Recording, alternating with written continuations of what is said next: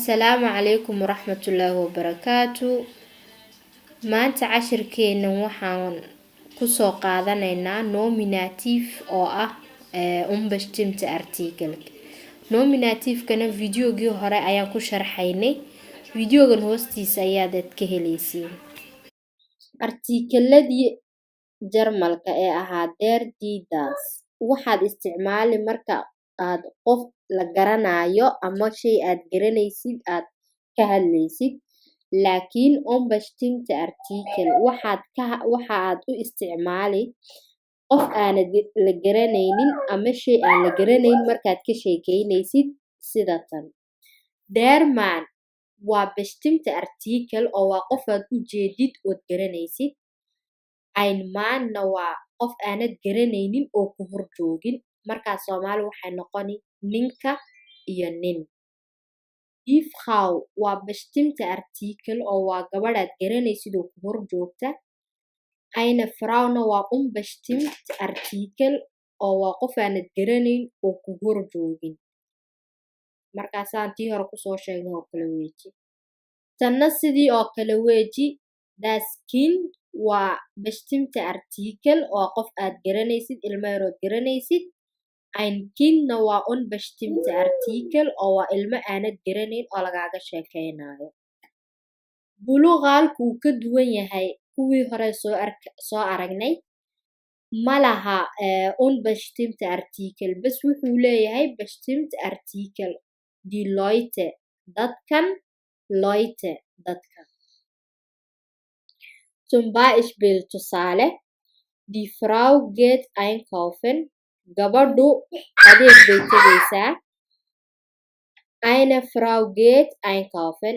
Gabadh baa tegaysa adeeg. Markaas eine Frau-dani waa unbestimmt oo lama garanayo.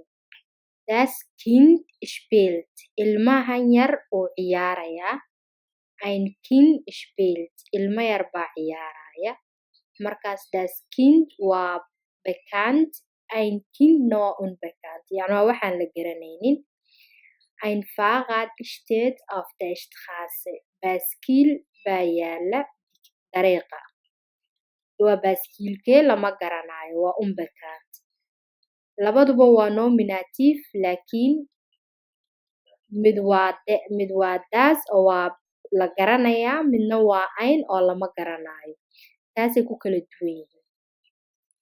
Der Mann hat mir geholfen. Ninkan ayaa i caawiyey aniga. Ein Mann hat mir geholfen. Nin ayaa i caawiyey aniga. Ninku ninuu yahay lama ogo, lamana garanayo. Saas daraadeed ein buu qaadanayaa. Kan la garanayana der ayuu qaadanayaa. Marka ay badan yihiin dadku ay jamac yihiin ama plural sida ciyaalkan oo kale waxaad odhani die Kinder schreien. Kinder schreien. Markaas malaha unbekannte artikelkii male. Waxay leeyihiin bekannte artikelkiyay leeyihiin. Haddaba aufgaabahan waxaan kusoo qaadanaynaa ninkii wax iibinayay. Waxaa weeye ninkii iibinayay alaabta.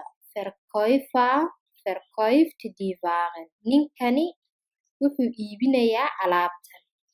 Markaas ninkan wuxuu qaadanayaa der oo waa bestimmte artikelkii. Laakiin waxa ka maqan dhinacan hore unbestimmte artikelkii. Markaas unbestimmte artikelka galaya waa inaad idinku maskaxdiina ka baadhiin.